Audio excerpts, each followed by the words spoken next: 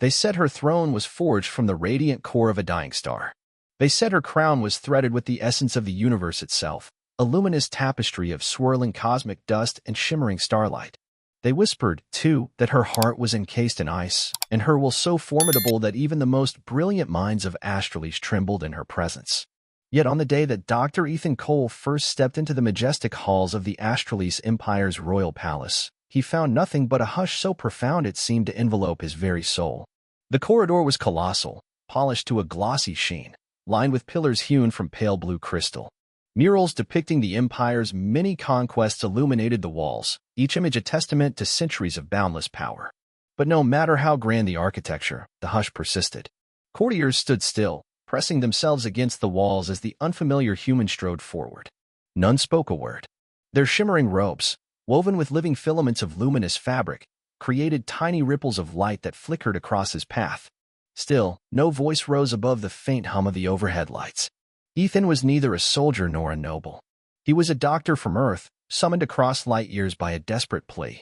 Queen Selara of Astralis, so strong and indomitable that her empire feared only her wrath, had fallen ill with a mysterious malady. Its symptoms defied all known cures. Their science, advanced beyond humanity's wildest dreams, had failed her. And so, in a gesture both unthinkable and pitiful, her ministers had sent out a plea to the corners of the galaxy. Ethan had been the one to answer. He felt a twinge of uncertainty. The hush was unsettling. It was as if the entire palace held its breath, waiting for something, or someone, to break the silence. He pressed forward, turning over thoughts of what he might discover. He was just a man of Earth, at once resolute and humbled by the impossible situation before him. Had he erred in offering his help, in crossing the vast starways to stand in the heart of this empire?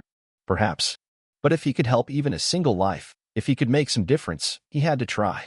At the grand entrance to the royal chambers, 2 sentinels stood guard, tall, almost unnaturally so, clad in ornate armor that glowed with an inner radiance.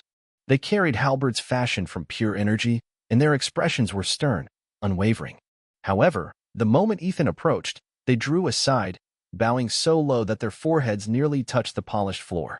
A small figure stepped forward, an advisor by the look of his embroidered robes. He had deep-set, almond-shaped eyes that pulsed with a faint cerulean glow. "You are Dr. Ethan Cole," the advisor said, voice soft but trembling with anticipation. "We have awaited your arrival most earnestly, though we knew not what form your assistance would take. Her Majesty grows weaker by the hour." Ethan nodded. "Please, take me to her," he said simply. The advisor turned, stepping through the tall, arching doorway, leading Ethan into the heart of the palace. There, in a sprawling chamber with walls reminiscent of swirling nebulae, stood a regal bed, perched upon a dais as if it were some ancient altar. The bed was crowned by drapes of living starlight that shimmered in subtle patterns. At its center lay Queen Selara, her figure slight yet commanding even in illness, her silver-white hair falling in smooth cascades around features both ageless and enchanting. She wore robes of darkest midnight blue, embroidered with the emblem of Astralis, a blazing star circled by 3 crescent moons. Around her hovered spheres of light, apparently scanning her vital signs. The luminous orbs whispered faint chirps and stuttered in languages unknown to Ethan. Even in her weakness, the queen radiated authority. A hush, even deeper than the one in the hallway, seemed to cloak her. As Ethan drew closer, he could hear the ragged sound of her breath, a soft gasp that betrayed more than mere discomfort. It spoke of an impending crisis.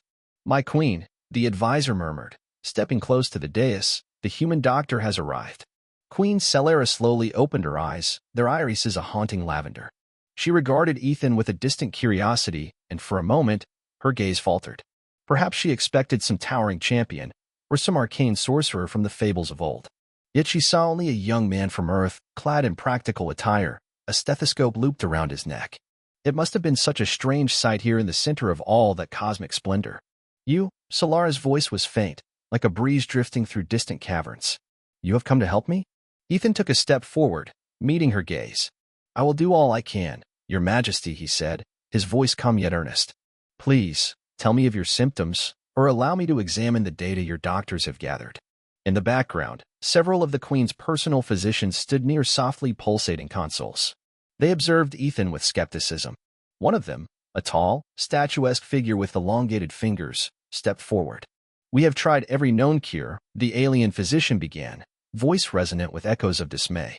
We have scoured the cosmic libraries, combed the star archives. Nothing we have discovered has aided her. This malady is unknown, even to our most advanced scans. Ethan pressed a respectful hand to his chest. Then I'll start from the basics. May I see your records? With a minute nod from Queen Selara, the doctor stepped aside and directed Ethan to a translucent interface suspended in the air. As Ethan approached, lines of text and images flashed across the floating screen, a swirl of cosmic chemistry, alien biology, and advanced scans that dwarfed any earthbound medical technology. He could sense the Watcher's doubt as he scrolled through the information. The data seemed monumental, labyrinthine. Yet something within Ethan urged him to dig deeper, to look for patterns beyond the surface. Over the next hours, he pored over every scrap of data. A hush reigned, broken only by the Queen's increasingly heavy breathing and the faint hum of the starlit orbs overhead. With each moment, his own doubts chipped away at his confidence. What if the advanced doctors of Astralis, with centuries of knowledge, had overlooked nothing? Could a man from an underdeveloped planet truly find an answer? Even so, Ethan would not yield. He catalogued her symptoms meticulously: the slow, degenerative wasting of cells, the mysterious neural feedback loops, the creeping lethargy that tugged at her consciousness. An old memory twitched in the back of his mind. Earth, a remote village in the Amazon rainforest, where he once encountered a baffling neurodegenerative ailment triggered by a simple yet rare bacterial infection. In that remote scenario, the simplest traditional medicine, herbal poultices combined with anti-inflammatory treatments, had worked wonders. Could something similarly humble and overlooked be at play here? At last, after many sleepless hours, Ethan discovered an anomaly in the Queen's energy signatures, specifically, a disruption in the neural frequencies that governed her cosmic abilities. In Astralis, the monarchy was believed to be aligned with the cosmos, harnessing star energy to guide the empire. Now, that alignment seemed disrupted. Something external, like a subtle infection or an energetic imbalance, was blocking the Queen's intrinsic link to the cosmic flows. If that link was compromised, her body would degrade at a cellular level. It was advanced, but also oddly reminiscent of the effect of toxins or viruses on earthly mitochondria. He turned to the advisors, who had hovered at a respectful distance. I believe it's not just an illness of the body, Ethan said, voice trembling slightly, but an ailment of her cosmic connection. If that link is severed or distorted, her physical form can't sustain itself. We need to stabilize that link. They regarded him with caution. No one spoke. In their silence, he read their deep suspicion. If their own advanced sciences had failed to restore her cosmic alignment, how could an off-worlder do so? Finally, the Queen stirred on her bed, summoning her waning strength to speak. You have a theory? She asked, blinking slowly. Ethan nodded. Yes, Your Majesty. But it involves approaches that may seem unconventional here. With your permission, I'd like to try a combination of your advanced therapies and some Earth-based techniques. Nutritional support, certain mild electromagnetic pulses, even something akin to meditation, which might reharmonize your neural frequencies with the cosmic flux. Your scientists may think it primitive, but I have a hunch. It's worth attempting, rather than giving up. There was a pregnant pause. Each of the Queen's advisors looked from the Queen to the alien physician and back again. At last, the Queen sighed, her chest shuddering with the effort. Do it, she said simply. And so, Dr. Ethan Cole began his unorthodox treatment. Over the ensuing days, he oversaw specialized intravenous infusions, carefully calibrated to reinforce Solara's immune system.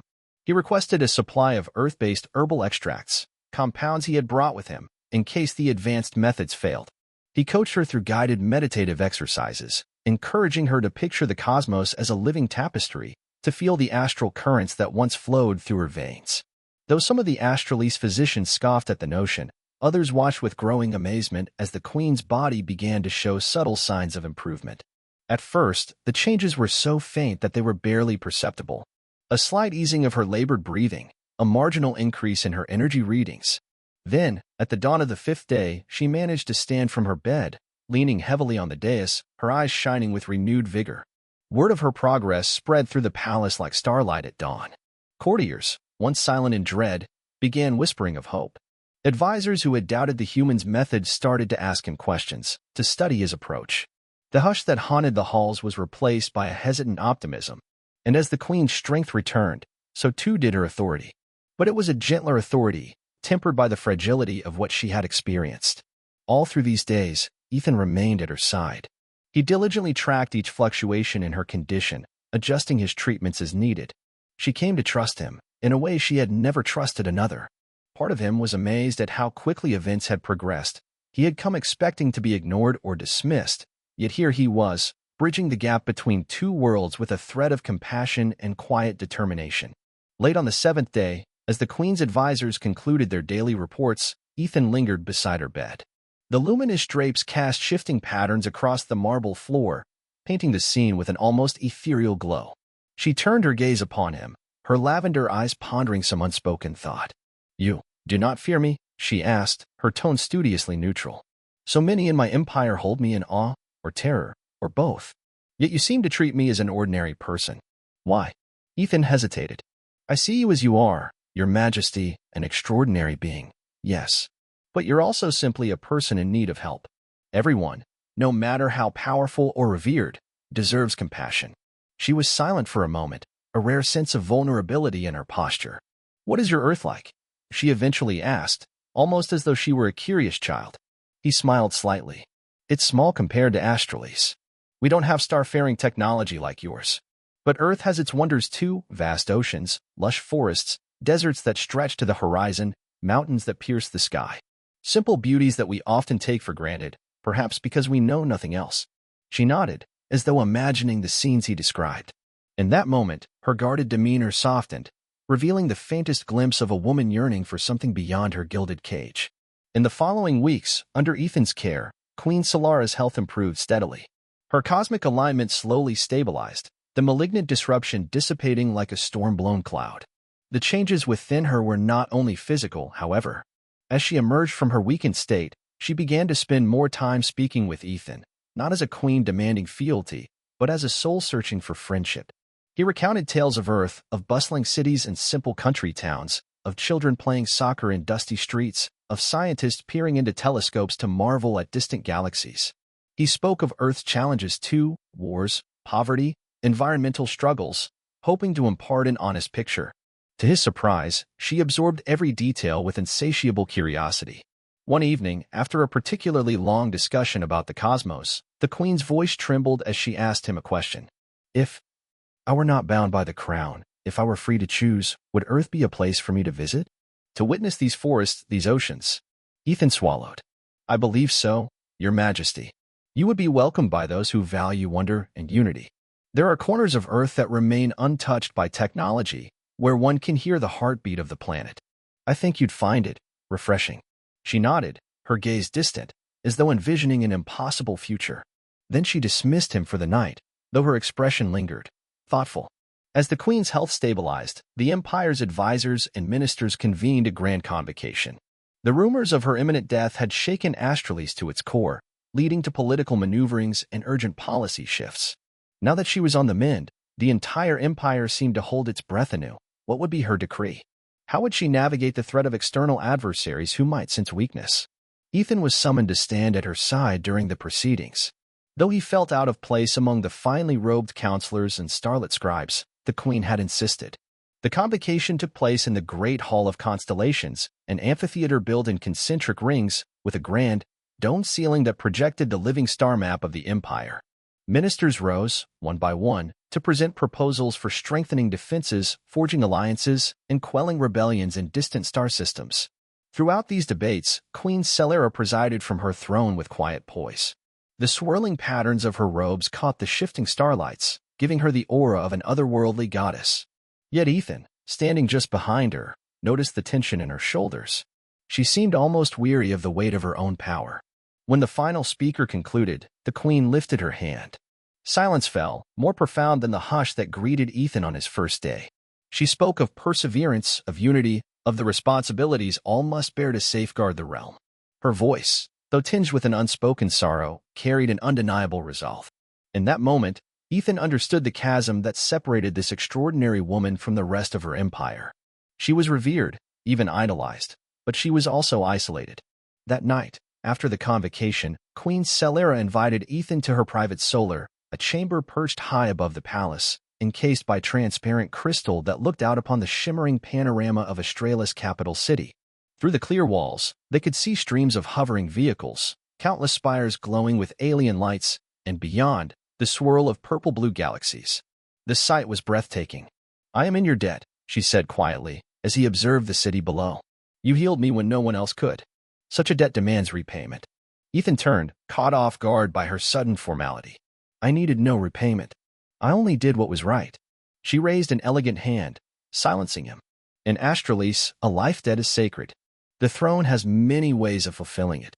But I am not merely the throne, nor do I owe you only as queen. I owe you as Selara, a woman who might have perished but for your compassion." He found himself at a loss for words. Her presence was commanding, her gaze luminous with starfire.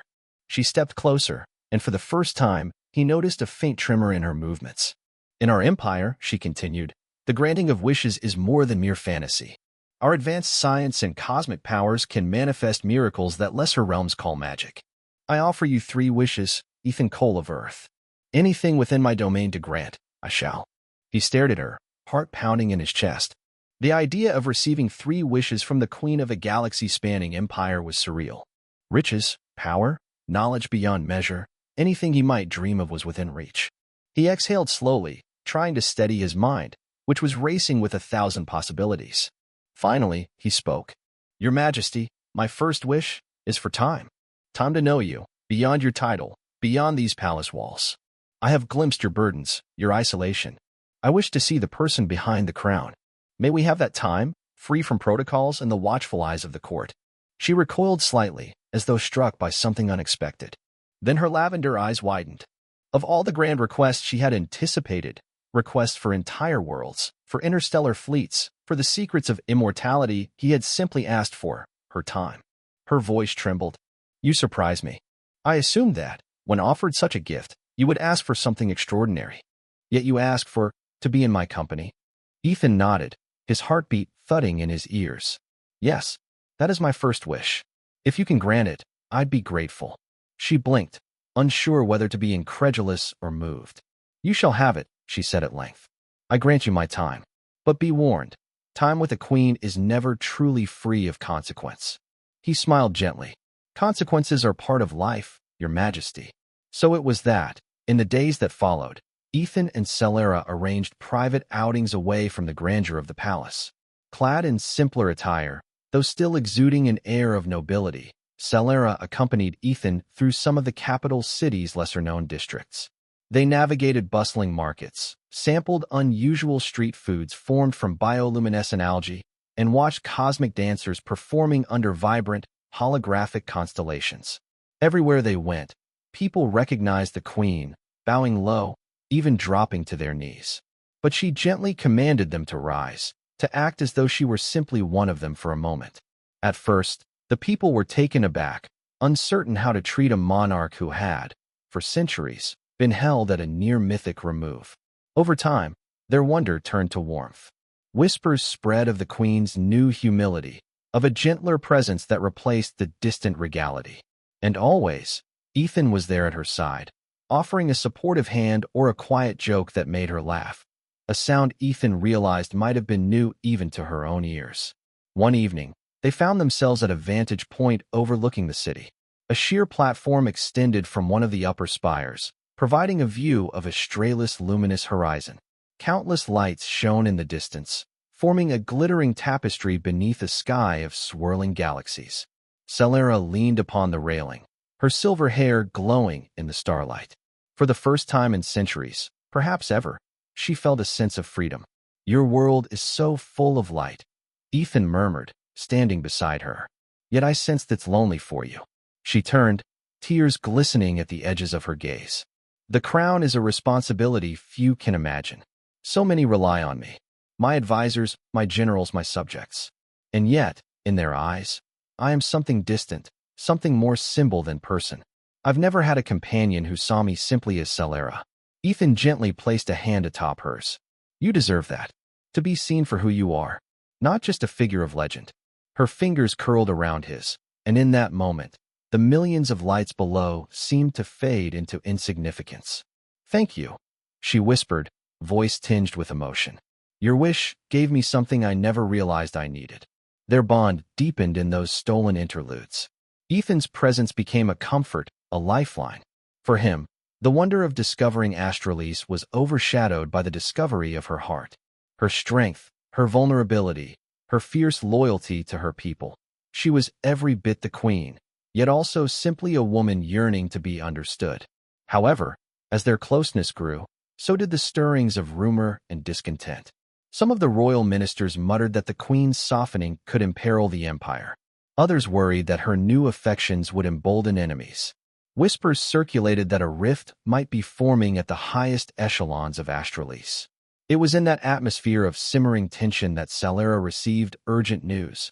A distant star system, rebellious even before her illness, had declared open defiance. The queen was required to attend to matters of state. On the day of her departure, Ethan accompanied her to the royal hangar where an imposing flagship awaited, bristling with cosmic weaponry. The hull shimmered with the color of molten silver, and an elite battalion of royal guards prepared for departure. Selara turned to Ethan, her face set in solemn lines. "I must go," she said, though the regret in her tone was unmistakable. "This is my duty." He managed a small smile. "I understand. I'll remain here, continuing my research, ensuring that your health remains stable, and I'll be here when you return." She hesitated, then reached out to brush her fingertips against his cheek. It was the first truly intimate touch they had shared, a gesture that seemed to hold more meaning than words could convey. With an unspoken promise in her eyes, she swept up the gangway into the flagship. Moments later, the vessel rose into the stratosphere in a blaze of brilliant light, vanishing into the star-dappled heavens. Days blurred into weeks. Ethan continued his work, assisting the Astralis physicians with new treatments derived from the knowledge he had gained. He kept watch on the queen's vital signs from afar, analyzing the data transmitted through astral relays. But the distance was keenly felt, both by him and, if the discreet messages she sent were any indication, by Selara as well. At last, after nearly a month, the flagship returned. Word spread quickly that the rebellious star system had been brought to heel through a show of force and diplomacy. Yet no one in the palace seemed quite prepared for what came next. As soon as Selara disembarked, ignoring the official receptions awaiting her, she strode purposefully through the palace halls until she found Ethan, working alone in a small laboratory. The door slid open, revealing the queen in her regal attire, flanked by guards. Ethan stood up, heart racing. "Your Majesty," he began, but she silenced him with a single, gentle command.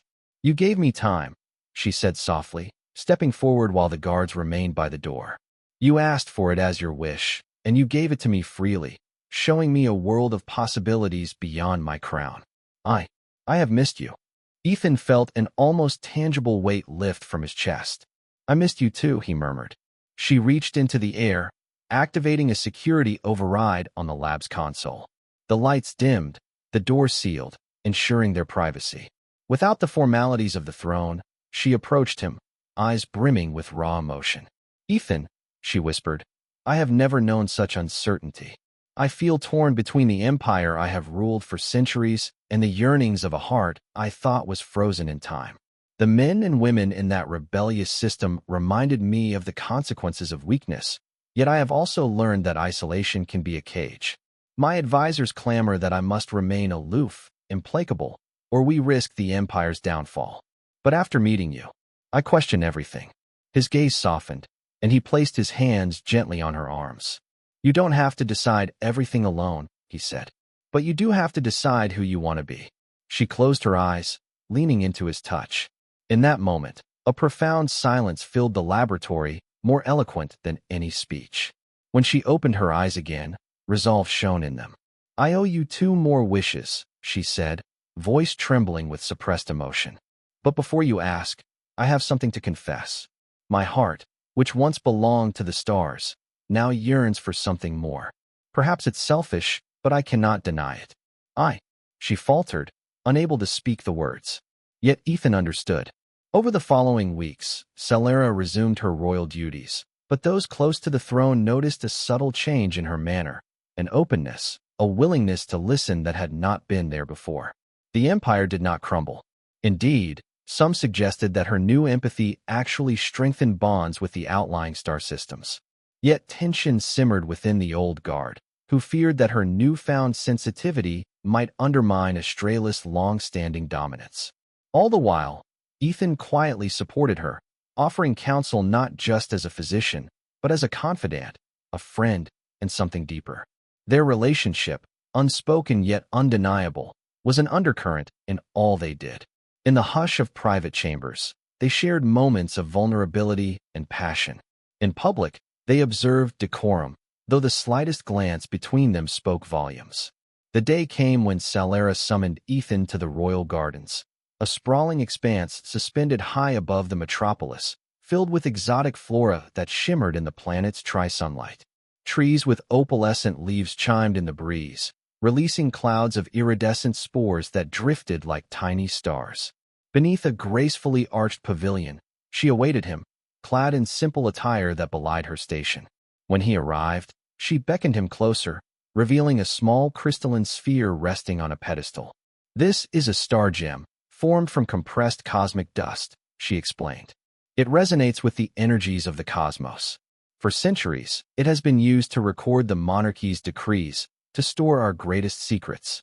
But now, I wish to offer it to you. Speak your next wish into it. Let the cosmos bear witness." Ethan hesitated, recalling her earlier vow. She had promised him 3 wishes, and he had used only the first to have time with her. But now, if he spoke his second wish, what should it be?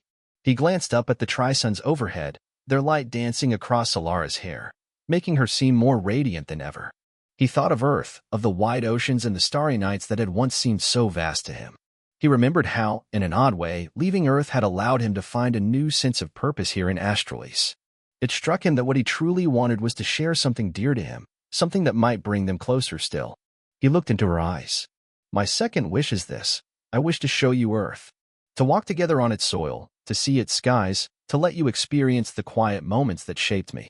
You once asked if Earth would be a place for you to visit. I want to make that real, if you're willing." Her lips parted in a soft gasp. She had expected something else, perhaps a request for power, knowledge, or wealth. Instead, he wanted to take her away from the cosmic epicenter of her empire to a world far less advanced, yet filled with simple wonders. For a long moment, she said nothing, her expression torn between excitement and trepidation. Finally, a smile curled at the corners of her mouth. "You wish to show me your home? I accept. Though this will be no small undertaking. The Queen of Astralis cannot simply vanish without consequences." He felt a surge of relief and happiness. "We'll handle the consequences," he said gently, one by one. 2 weeks later, a sleek Astralis cruiser departed the capital's orbital docks with minimal fanfare.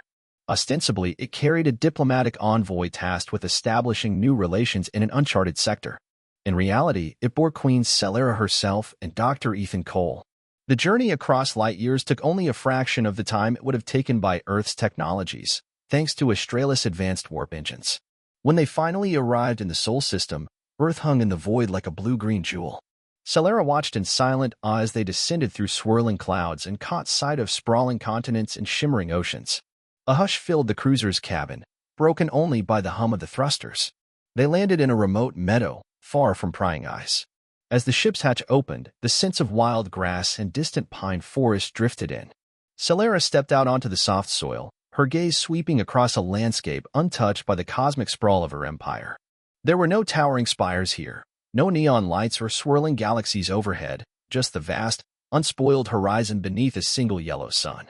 "It's beautiful," she breathed, pressing a hand against her chest as though to steady the rush of feeling. So different from Astralis, and yet, so alive. Ethan grinned, relieved beyond words. "I've arranged a modest cabin near a lake. We can stay there, away from Earth's major cities, at least for now. You wanted to see the simpler side of Earth, right?" She nodded, tears glimmering in her lavender eyes. "Yes, show me everything." Thus began a chapter of exploration and wonder.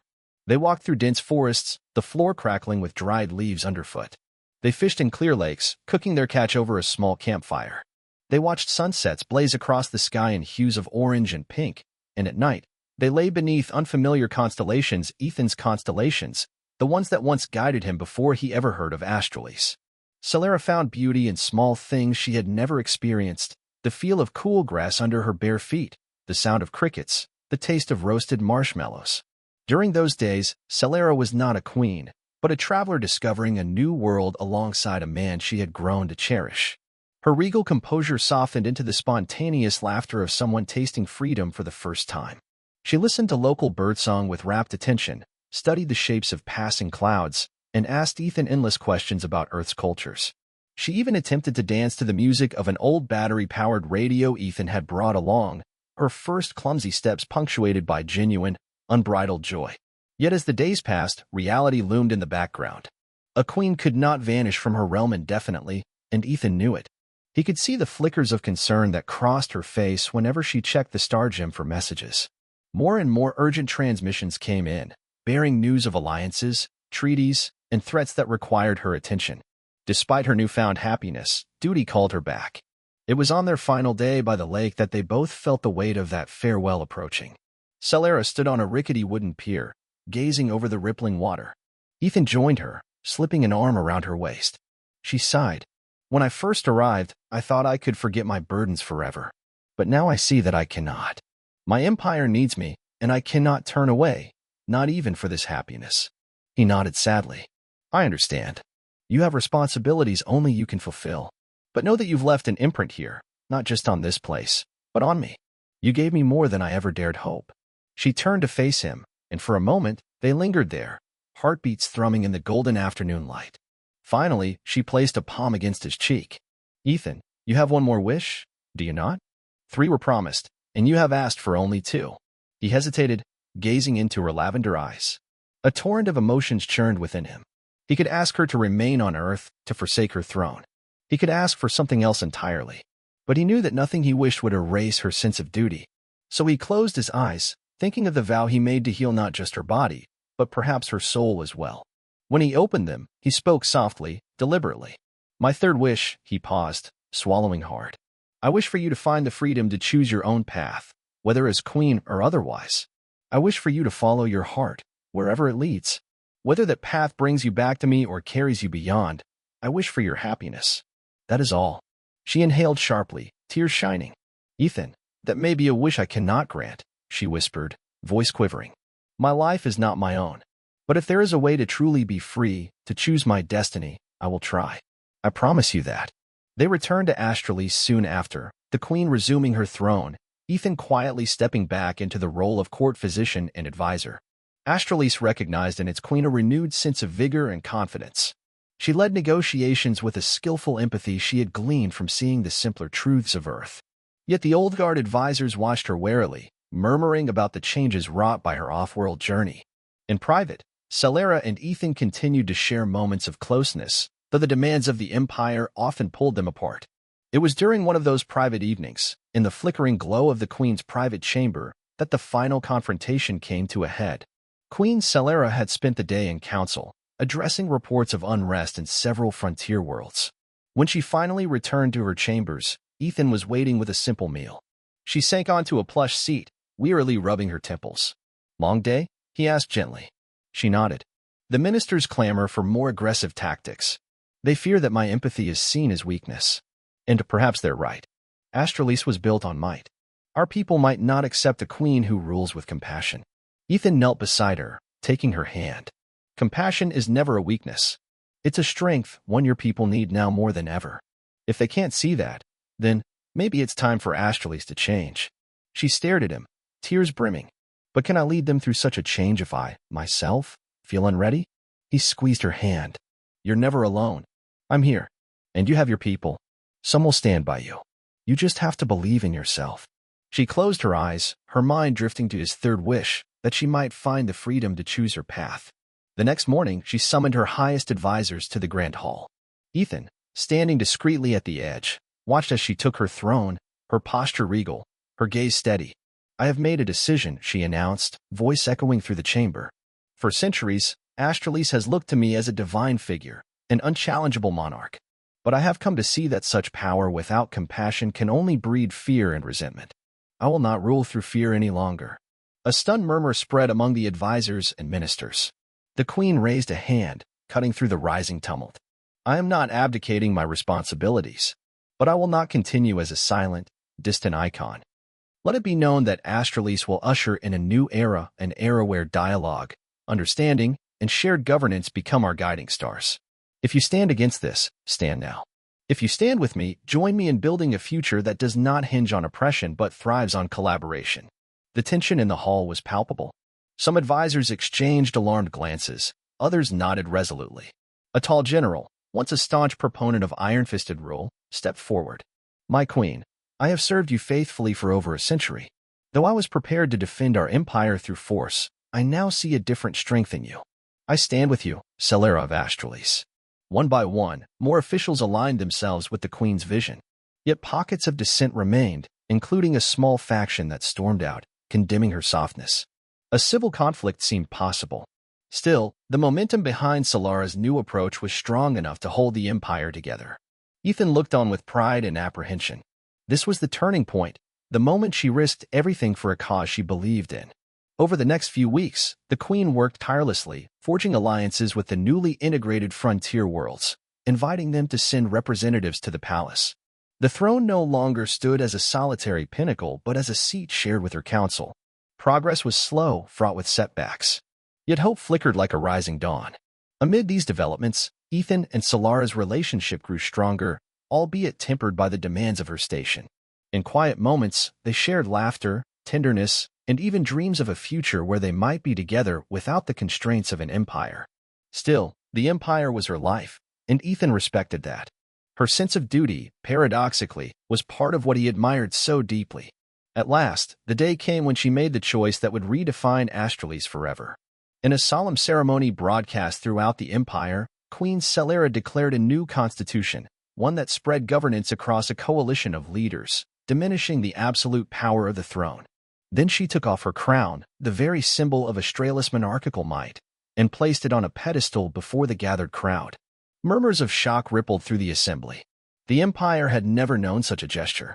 Yet Selara stood tall, her voice steady as she announced, "I am still Selara, guardian of the realm. But this crown shall no longer be the yoke of a single ruler. Astralis will share its burden among its wisest, most compassionate citizens. Should they wish me to lead among them, I will serve. But I serve not as a goddess, nor a tyrant, but as one of you." In the hush that followed, Ethan saw tears in the eyes of citizens who had once quaked in fear of their queen. Applause began tentatively, growing until it thundered through the halls. Some wept at the end of an old era, others rejoiced at the dawn of a new one.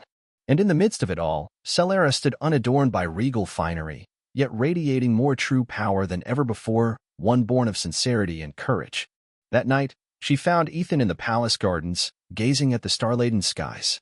He turned as she approached, noticing that she no longer wore the royal robes, but a simpler gown, reminiscent of the clothes she had worn on Earth.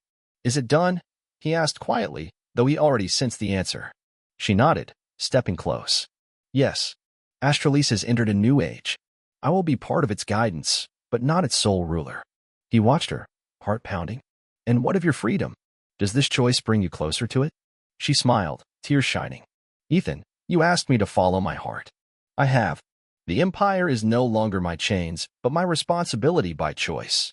And now, as Selara, not as queen, I ask, will you walk this path with me?" For a moment, the air seemed to shimmer with cosmic possibility. He took her hand, feeling the warmth of her touch. "Always," he whispered. In that soft, moonlit garden, under the starry sky of Astralis, they sealed their bond with a tender kiss. The swirling lights of the palace spires and the hush of leaves in the night breeze bore witness to a love forged across light years, defying the boundaries of duty and destiny. Epilogue, happy ending. In the months that followed, the Astralis Empire began its transformation from a monarchy to a collaborative governance system. Though challenges abounded, the sense of renewal was palpable. Selara devoted herself to guiding this transition, partnering with leaders who championed unity. When times grew dark, she and Ethan stood side by side, facing challenges with determination and compassion. Periodically, they stole away to Earth, taking respite in the simple cabin by the lake. There, she shed the mantle of responsibility for a while, rediscovering the quiet joys of existence among nature's simple gifts. The Star Gem, once used to record imperial decrees, now contained glimpses of laughter, shared confidences, and heartfelt confessions, memories etched into cosmic dust. Through it all, Selara and Ethan remained bound by a love that transcended worlds. In her eyes, he found the blazing spirit of a woman who had reclaimed her freedom. In his heart, She discovered the solace of being cherished for who she truly was, not for the title she bore. Their story became a legend told among the starlit corridors of Astralis, of the majestic alien queen who was healed by a humble human doctor who granted him 3 wishes, only to find that those wishes led her to reclaim her own heart. The final wish, the one for her to find freedom to choose, proved the most profound wish of all. For in granting it, she freed not only herself, but opened the path for her entire empire to follow. And in so doing, she and Ethan blazed a trail of hope that shone like a new star in the heavens, an enduring testament that love, understanding, and the courage to choose one's destiny can reshape galaxies, and perhaps even outshine the ancient light of the cosmos itself.